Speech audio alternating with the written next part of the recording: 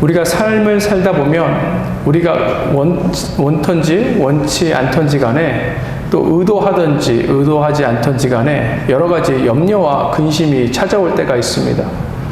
어떻게 보면 우리 삶은 염려와 근심 속에서만 살아가는 것처럼 보일 때도 있습니다. 우리가 잘 알고 있는 이야기인데요. 옛날에 한 어머니가 있었는데 이 어머니가 두 아들이 있었다고 합니다. 한 아들은 집신장수이고 또 한 아들은 우산장수라고 합니다. 그래서 이 어머니는 늘 근심하고 염려할 수밖에 없었대요.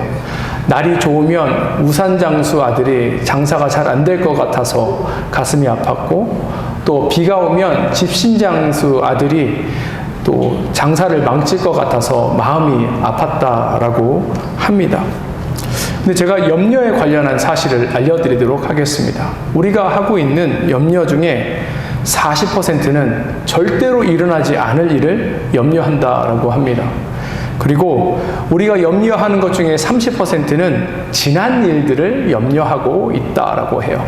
그리고 우리가 염려하고 있는 22%는 아주 사소한 문제라고 하고요. 또 우리가 염려하고 있는 것의 4%는 우리 힘으로 어쩔 수 없는 것들을 우리가 염려한다라고 합니다. 이것을 통해서 우리가 알 수 있는 것은 우리가 하고 있는 염려의 4% 정도만 염려하면 되는 것이고, 그 밖에 96%는 전혀 염려하지 않아도 될 일을 가지고 우리가 염려하고 근심하고 그것으로 인하여서 어려움을 겪고 있다라고 합니다. 오늘 본문은 예수님께서 스트레스를 받는 그 가운데에서 하신 말씀이에요. 예수님은 곧 어려움을 닥칠 것입니다. 이 말씀을 하고 난 다음에 예수님은 종교 지도자들에 의해서 잡히실 거고요. 또 불의한 재판을 받게 되실 것입니다. 그 가운데 수치와 모욕을 당하시고, 그리고 십자가에서 고통을 당하시고 아픔을 당하시고 거기서 돌아가시게 될 것입니다. 만약에 우리가 예수님이라면 우리 앞에 이러한 일들이 일어난다라고 생각하면 얼마나 염려하고 근심하고 스트레스를 받겠습니까? 근데 예수님께서는 그러지 않으셨어요. 오히려 제자들에게 앞으로 삶을 살면서 닥칠 이 어려움들, 환난들 속에서 꼭 이 말씀을 기억하고 나가라라고 이야기하십니다. 왜냐하면 여러 가지 근심, 염려, 걱정 속에서 예수님께서 오늘 본문에서 하신 이 말씀을 기억할 때에 승리할 수 있기 때문에 그래요. 오늘 예수님께서 하신 약속, 이 말씀이 바로 승리의 열쇠입니다. 이 승리의 열쇠는 문제를 바라보는 것이 아니라 문제보다 더 크신 하나님을 바라보며 의지하며 나아가는 것이에요. 그럴 때 우리 안에 찾아오는 염려와 근심으로부터 우리가 해방될 수 있고 자유를 얻을 수 있기 때문에 그렇습니다. 근데 중요한 것은 무엇인가 하면 하나님을 바라보는 것, 하나님을 의지하는 것이 무엇이냐는 거예요. 그래서 오늘 우리 이 말씀을 통해서 하나님을 바라보고 하나님을 의지하는 것이 무엇인지 그 진리를 찾아보기를 원합니다. 첫 번째, 염려가 찾아올 때 우리는 주님의 약속을 붙잡아야 합니다. 교회 청소를 깨끗하게 하고, 특별히 저희 현관에 있는 계단을 깨끗하게 청소하고 난 다음에 오후에 제가 문을 열고 나가 봤더니 아주 심란한 일이 생겼어요. 그것이 무엇인가 하면 아주 강한 바람이 불어와서 그 계단에 먼지가 자욱히 쌓인 거예요. 그리고 낙엽, 풀 그런 등등의 것들이 막 뿌려져 있는 것을 본 적이 있습니다. 참 허무하고 참 안타깝습니다. 왜냐하면 열심히 청소했는데 청소한 티가 하나도 안 나기 때문에 그래요. 헛수고한 것처럼 보이기 때문에 그렇습니다. 우리 인생에 바람이 불 때, 우리 인생에 폭풍이 불 때도 이와 같을 때가 많이 있습니다. 우리 인생에 폭풍이 불기 시작할 때 우리가 세워놓은 인생의 계획들이 흩어지기 시작하는 거예요. 또 자녀 가운데 어려움이 생기기 시작하는 것입니다. 또 우리가 가지고 있는 또 인간 관계 속에서 어려움이 찾아올 때가 있고요. 또 재정적인 어려움이 찾아올 때도 있습니다. 또 우리 건강에 악화가 찾아와서 어쩔 줄 모르는 그런 상황이 찾아올 때도 있습니다. 이와 같이 우리 인생 속에는 종종 폭풍이 찾아오는 거예요. 그리고 이 폭풍이 찾아오면 우리는 염려하고 근심하게 됩니다. 그런데 염려와 근심이 우리에게 도움이 됩니까? 되지 않습니까? 폭풍 속에서 염려와 근심하는 것은 전혀 우리 인생에 도움이 되지 않아요. 성경은 이것이 아주 무익한 일이다라고 이야기하고 있습니다. 누가복음 12장 25절 보도록 하겠습니다. 또 너희 중에 누가 염려함으로 그 키를 한 자라도 더할 수 있느냐. 여기 보니까 염려해도 키가 더 크지 않는다, 이렇게 이야기하고 있어요. 이 말씀은 저에게는 해당이 안 되는 말씀일까요? 아니죠. 저에게도 해당이 되는 말씀입니다. 아니, 목사님 그렇게 크신데 더 크시려고요? 아니요. 이 말씀은 그런 의미가 아니에요. 여기서 키는 그냥 우리의 그 피지컬한 키를 이야기할 수도 있지만, 이 키는 생명의 길이를 의미하는 것입니다. 즉, 우리가 염려하고 근심한다고 우리가 하루를 더 살 수 없다는 거예요. 우리가 이틀을 더 살 수 없다는 것입니다. 우리 생명 연장이 되지 않는다는 거예요. 그러니 우리가 염려하고 근심하는 것이 전혀 우리 인생에 도움이 되지 않는 것입니다. 그렇다면 이 시간 우리가 하나 질문해야 합니다. 그렇다면 우리는 왜 고난을 당할까요? 우리는 왜 어려움을 당할까요? 왜 때때로 우리 삶에 폭풍우가 몰아치게 될까요? 오늘 본문 33절 두 번째 부분 보도록 하겠습니다. 세상에서는 너희가 환난을 당하나.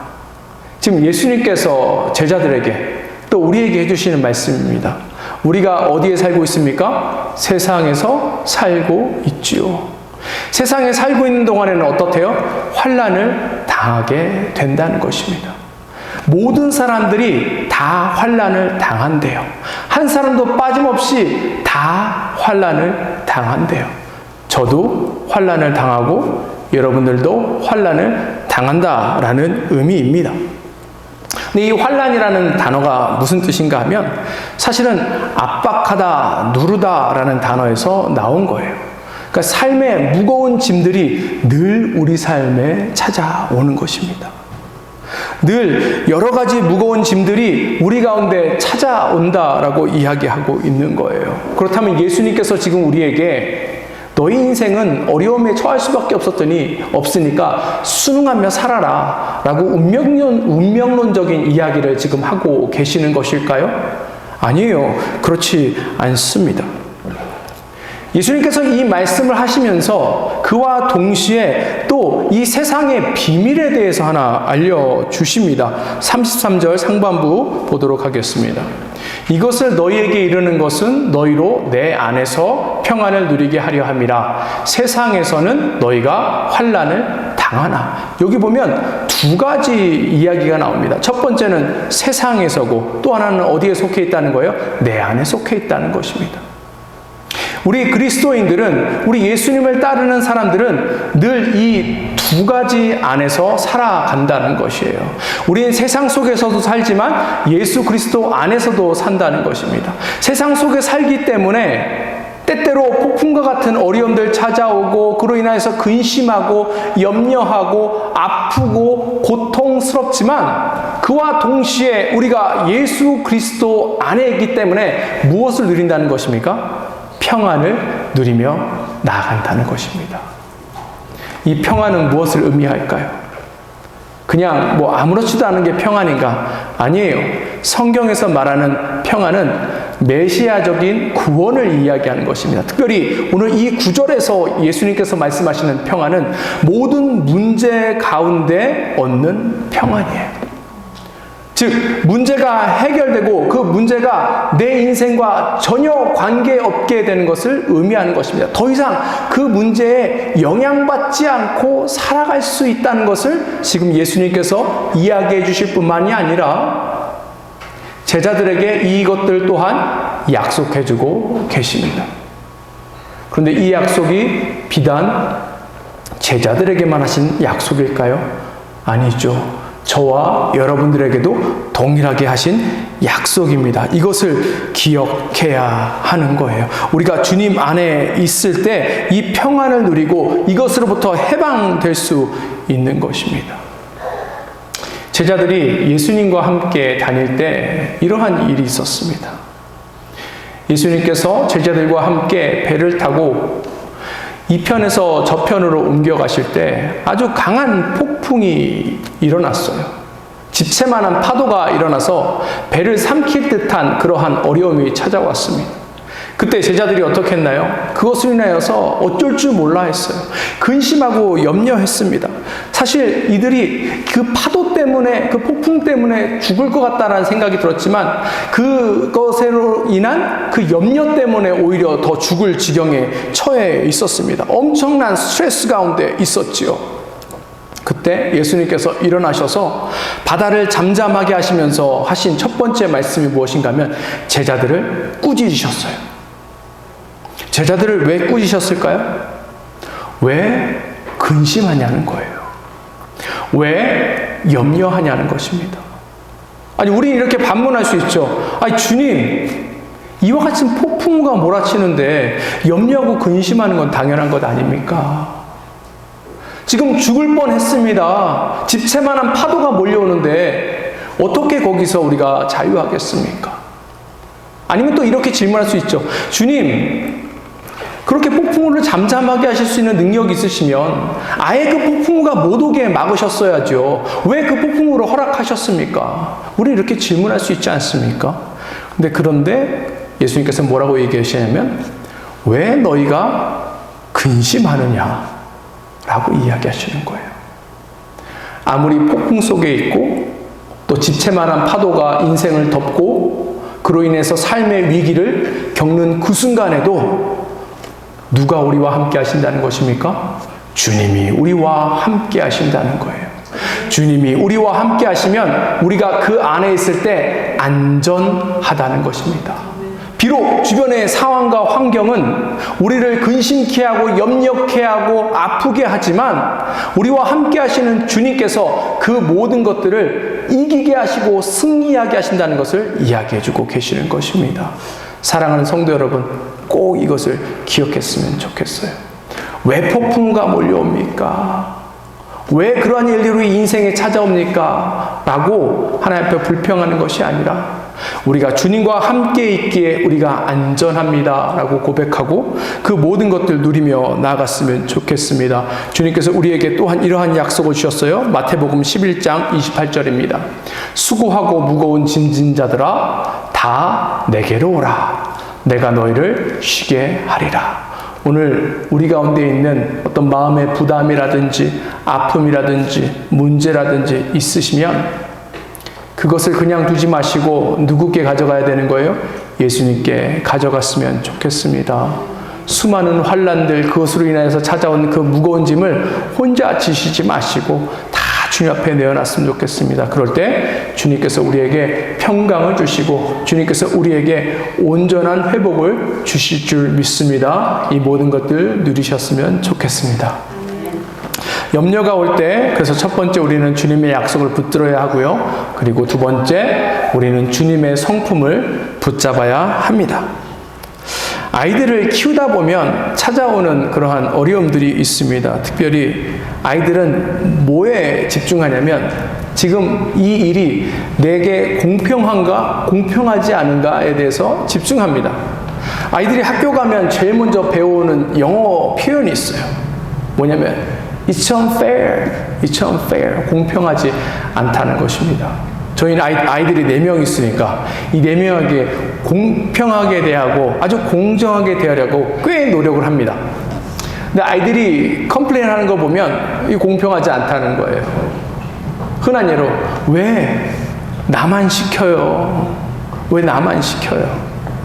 왜 쟤만 적어줘요? 왜 쟤만 좋은 건 누려요? 이렇게 이야기합니다. 근데 이것은 사실일까요? 사실이 아닐까요?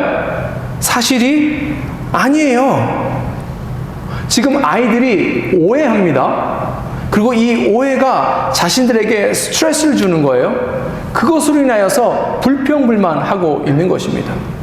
근데 제가 그것을 보면서 이것이 우리의 인생과 같구나, 우리의 모습과 같구나 라는 것을 제가 깨달았습니다.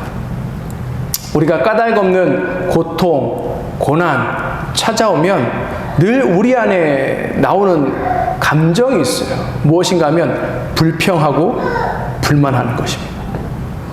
그런데 이 모든 것들은 사실은 오해에서 시작된 것입니다. 왜 우리 내 인생에는 이렇게 어려움이 찾아오는 거야? 왜 나만 이런 어려움을 겪는 거야? 우리가 이거 불평불만하죠. 근데 사실은 이 불평불만 누구한테 하는 것입니까?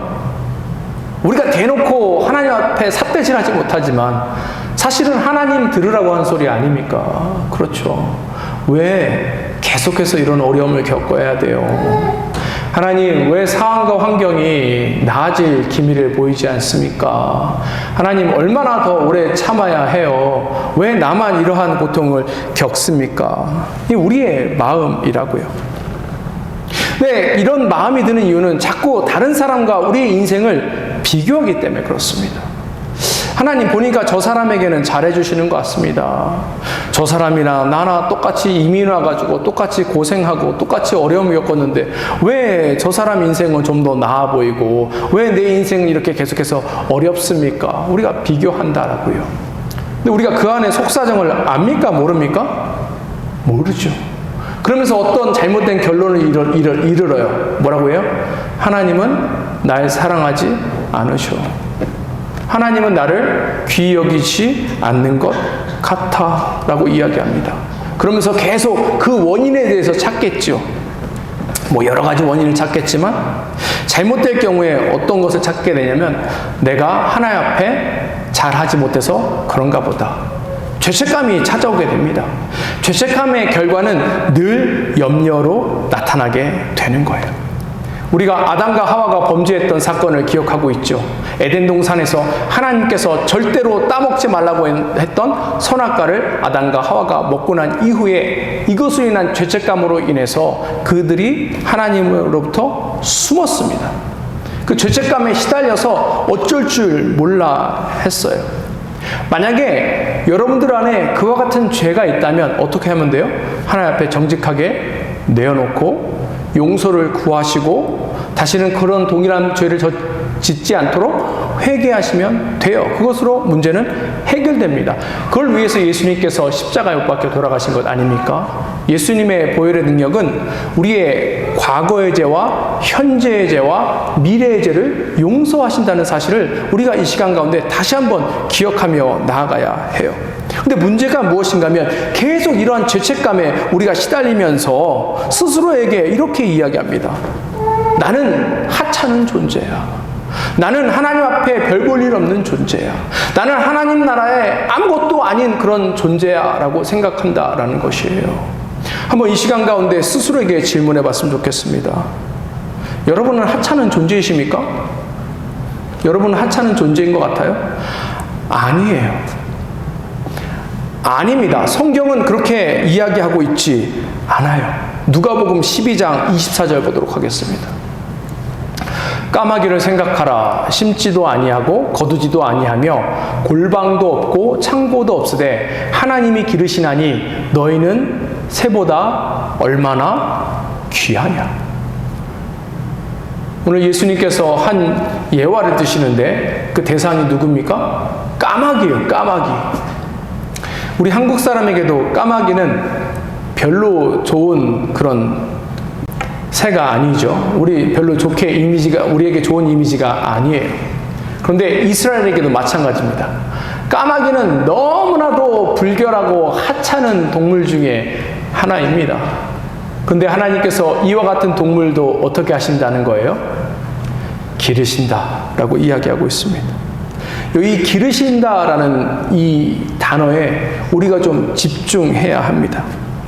기르신다는 의미가 무엇입니까? 여기 보면 그 애완동물 기르시는 분도 계시고 또 자녀들을 양육하신 분도 계시는데 이 기른다는 의미에는 엄청난 것이 포함되어 있습니다. 기르는 것은 돌보는 것을 의미하는 것이죠.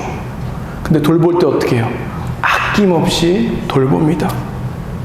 시간을 들이고 물질을 들이고 애쓰고 노력합니다. 손이 갑니다. 기른다는 것은 그냥 두는 것이 아니에요. 그냥 먹이만 주는 것이 아니에요. 잘 성장해서 잘 살아갈 수 있도록 일거수일투족 관찰하면서 도움이 필요할 때는 도움을 주고 또 어려움이 있으면 그 모든 것들을 해결해 주고 등등의 것들을 하는 것을 의미합니다. 세상에서 가장 하찮은 동물도 이와 같이 하시는데 오늘 이 말씀에서 우리에게 하시는 말씀은 이러한 하찮은 동물보다 우리가 어떻다는 거예요? 훨씬 더 귀하다는 것입니다. 여러분들 주님 안에서 이와 같은 존재예요. 귀하고 보석 같은 존재입니다. 그러니까 여러분들을 위해서 예수님께서 오셔서 십자가에 못 박혀 돌아가신 것 아니에요? 그래서 여러분들의 생명을 살리신 것 아닙니까? 우리는 이와 같은 자다라는 것을 다시 한번 기억하며 나아갔으면 좋겠습니다. 다시 한번 제가 여러분들에게 질문하겠습니다. 여러분들은 하찮은 존재예요? 아니에요. 그런 존재가 아닙니다. 우리는 하나님의 자녀예요. 그래서 우리는 존귀한 하나님의 아들과 딸들입니다. 우리는 하나님의 사랑을 받는 자예요. 우리 앞뒤 좌우 보시면서 이렇게 한번 이야기해 볼까요? 당신은 하나님의 사랑을 받는 사람들입니다. 라고 한번 이야기해 봤으면 좋겠습니다. 여러분들 하나님께서 무척 사랑하세요. 기억했으면 좋겠습니다. 비록 상황과 환경이 어렵다 할지라도 그것이 하나님께서 우리를 안 사랑하신다는 증거가 아니에요. 그럼에도 불구하고 우리를 사랑하시기 때문에 그 모든 것들부터 회복하신다는 것이 바로 하나님의 뜻이라는 사실을 기억했으면 좋겠습니다. 하나님은 우리를 돌보시는 분이에요. 하나님은 우리를 기르시는 분입니다. 그러니까 더 하나님께 기대며 나아갔으면 좋겠습니다. 더 하나님만 신뢰하며 나아갔으면 좋겠습니다. 이 하나님의 사랑을 온전히 누리며 나아갔으면 좋겠습니다. 우리에게 염려가 몰려올 때 첫 번째 우리는 주님의 약속을 붙잡습니다. 그리고 두 번째 우리는 주님의 성품을 붙잡습니다. 그리고 마지막으로 우리는 주님의 승리를 붙잡습니다. 오늘 이 33절 한 절의 명령에 보면, 한 절을 보면 이 가운데 명령이 하나 나옵니다. 예수님께서 우리에게 주시는 명령이 하나 있어요. 무엇인지 한번 살펴보겠습니다. 이것을 너희에게 이르는 것은 너희로 내 안에서 평안을 누리게 하려 함이라. 세상에서는 너희가 환난을 당하나 뭐래요? 담대하라. 내가 세상을 이기었노라. 담대하라 라는 뜻이 무슨 뜻입니까? 다른 말로 표현하면 용기를 내라. 또 우리 일상의 말로 바꾸면 힘내라 이런 것입니다. 그리고 콩글리시지만 운동할 때 우리가 하는 얘기 있죠. 파이팅! 파이팅! 지금 주님께서 우리에게 명령하십니다. 뭐라고 명령하세요? 파이팅! 명령하십니다. 이게 근데 단순한 지금 주님께서 우리에게 응원해 주시는 것입니까? 단순히 우리 정신 승리를 위해서 마인드 컨트롤 해라. 힘내고 마인드 컨트롤 해라. 지금 이렇게 이야기하시는 것일까요? 그런 것이 아닙니다. 세상에는요, 만약에 우리가 어떤 것에 공포를 갖고 있다면 심리학자들이 또 상담가들이 이와 같이 우리의 그 어려움들을 돕습니다. 그러니까 마인드 컨트롤을 통해서 돕는 거예요. 어떤 사람은 새 공포증이 있습니다. 조류 공포증이 있어요. 새를 보면 막 무서워요. 새가 나를 해할 것 같고 새가 막 나를 쪼을 것 같고 그래서 너무 겁이 납니다. 물론 그러한 경험 때문에 공포심이 생긴 사람도 있지만 그와 관계없이 공포심이 생긴 사람도 있어요. 그럼 상담가들이 어떻게 상담해 주냐면 사실은 새는 위협적인 존재가 아니다라는 것을 계속해서 알려주는 거예요. 새는 당신에게 어려움을 주는 사람이 아닙니다. 새는 사람이 아니죠. 새는 당신을 공격하는 그러한 그 생물이 아니에요. 오히려 당신을 보면 도망가고 당신을 두려워합니다. 등등의 것으로 사람들의 그 공포심을 없애주려고 해요. 근데 지금 우리 예수님께서 우리가 환난 가운데 폭풍 속을 걷고 있을 때 이와 같이 마인드 컨트롤로 심리 상담으로 우리의 문제들을 해결해 주고 계시는 것일까요? 그래서 파이팅! 예수님께서 이야기하시는 것일까요? 아니에요. 예수님께서 지금 담대하라고 이야기하셨는데 담대하라고 이야기하시는 것에는 그 단단한 배경이 있습니다. 이 33절 후반 담대하라 다음에 뭐가 있죠? 담대하라 내가 세상을 이기었노라. 우리가 담대해야 할, 우리가 용기를 내야 할, 우리가 파이팅 해야 할 이유가 여기 있습니다. 뭐라고요? 예수님께서 세상을 이기셨대요. 오늘 이 말씀에서 가장 중요한 핵심이 되는 단어가 무엇입니까? 내가요, 내가.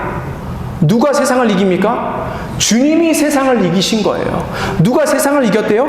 예수님께서 세상을 이기셨다라고 이야기해요. 그런데 여기 이겼다라는 표현을 보니까 I have overcome 이라고 이렇게 영어 성경에 번역되어 있죠. 원문에도 이와 같이 나와요. 우리 말에는 현재 완료법이 없습니다. 근데 현재 완료법은 어떤 상태에 대해서 이야기하는 거예요. 예수님께서 늘 승리의 상태가 되었다는 거예요. 한 번 이겼는데 이번에는 지고 또 지금은 졌지만 나중에는 이기고 이야기가 아니라 예수님께서 항상 승리한 그 가운데에 계신다는 것입니다. 왜요? 예수님께서 하나님이시기 때문에 그렇죠. 그런데 우리가 언제 염려하고 근심하는지 한번 생각해 봤으면 좋겠어요. 주로 언제 그러냐면 어떤 상황과 환경이 우리에게 찾아오는데 이것을 우리가 통제할 수 있을 때는 염려와 근심이 찾아오지 않습니다. 어떤 어려움이 찾아오는데 내가 이것을 할 수 있어요. 내가 충분히 핸들할 수 있는 문제예요. 그럼 염려하고 근심합니까? 염려하고 근심해요? 아니죠. 아니죠. 그런데 어떤 상황과 환경이 우리에게 찾아왔는데 이것을 우리가 핸들할 수 없을 때, 이것을 우리가 통제할 수 없을 때, 예측 불가에 이를 때는 우리가 심히 이것을 염려하고 근심합니다. 우리 삶의 문제 그래요. 자녀들도 그렇죠. 청소년기에 자녀를 데리고 있는 부모들은 늘 이와 같이 이야기합니다. 어렸을 때는 참 말도 잘 듣고 잘 따랐는데 이제는 자기 마음대로 한다고. 무슨 얘기예요? 내 통제 밖에 있다는 얘기입니다. 그럼 어떻게 돼요? 염려하고 근심하죠. 그리고 그 아이의 미래가 불투명하다고 느낄 때, 내가 그 아이에게 가장 최선의 것, 좋은 것을 줄 수 없다라고 느낄 때, 그때 우리는 염려하고 근심하는 거예요. 우리 삶의 문제들이 그렇습니다. 건강의 문제, 그렇죠. 우리가 이 건강의 문제를 우리 힘과 능력으로 통제하고 해결할 수 있습니까? 없지요. 없지요. 그 밖에 여러 가지 우리 삶에 찾아오는 폭풍과 같은 그런 문제들이 그와 같습니다. 우리가 통제할 수 없는 거예요. 그러면 화가 납니다.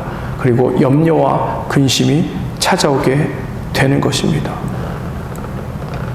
이때 이 말씀을 기억해야 되는 거예요.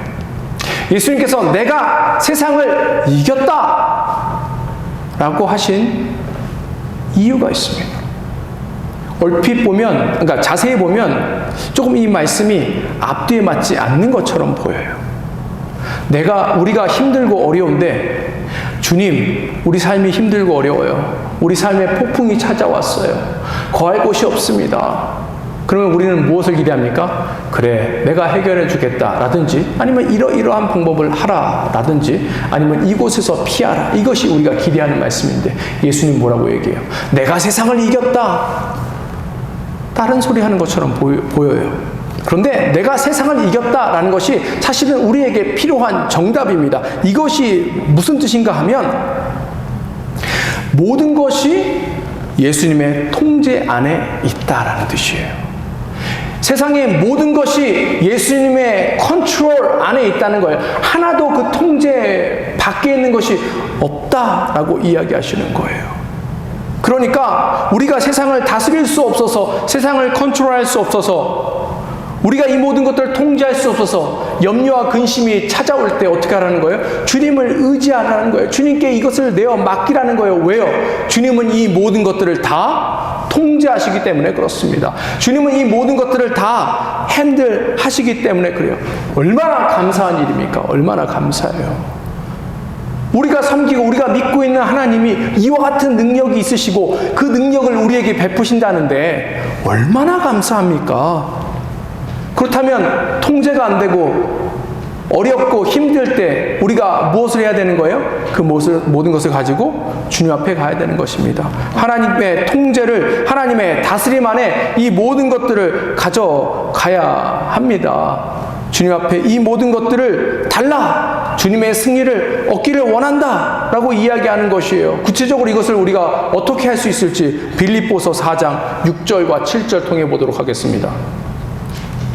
아무것도 염려하지 말고 다만 모든 일에 기도와 간구로 너희 구할 것을 감사함으로 하나님께 아뢰라. 그리하면 모든 지각에 뛰어난 하나님의 평강이 그리스도 예수 안에서 너희 마음과 생각을 지키시리라. 염려가 찾아올 때, 근심이 찾아올 때, 무엇을 해야 될지 몰라서 힘들고 어려울 때 뭘 하라는 거예요? 주님 앞에 간절히 매달리라는 것입니다. 다른 말로 기도하라는 것이에요. 우리가 주님만을 의지한다라는 아주 직접적인 행동과 표현은 무엇인가 하면 간절히 주님 앞에 기도하는 것입니다. 사람들은 근데 쉽게 기도하지 않아요. 왜냐하면 자기의 힘과 능력으로 혹은 주변의 누군가를 의지해서 그 문제를 해결할 수 있다라고 생각하기 때문에 그렇습니다. 아니면 단순히 어떤 희망을 품고 세월이 지나면 좋아질 거야. 이 시간만 지나면 해결될 거야. 이런 마음에 그럴 수도 있겠습니다만 우리가 주님의 승리하심을 믿고 또 승리하시는 주님께서 우리의 인생 가운데 간섭하길 원한다면 우리가 뭘 해야 되는 거예요? 주님 앞에 기도하며 나가야 하는 것입니다. 우리가 조금 더 바른 태도로 하나님 앞에 서 나갔으면 좋겠습니다. 우리가 주님을 신뢰한다, 주님을 의지한다라고 이야기하면 그래서 더 깊이 간절히 주님 앞에 기도하며 나갔으면 좋겠습니다. 그 시간 통해서 주님 우리의 삶을 다스려 주세요. 우리의 삶을 변화시켜 주세요. 우리의 삶 가운데 큰 일을 행하여 주세요. 라고 그렇게 기도하며 나갔으면 좋겠습니다. 말씀을 마무리하고자 합니다. 앞에 제가 잠깐 소개해드린 집신장수 어머니, 우산장수 어머니는 그래서 어떤 삶을 계속해서 살았을까요? 계속 염려와 근심 속에 살았을까요? 아닙니다. 이웃의 도움으로 그 어려움에서 해방되었어요. 그 이웃이 와서 이분의 관점을 변화시켜 준 것입니다. 어떻게 변화시켜 줬냐면 해가 뜨는 날에는 집신장수 아들을 생각하면서 기뻐하세요. 집신장수 아들이 얼마나 장사가 잘 되겠습니까?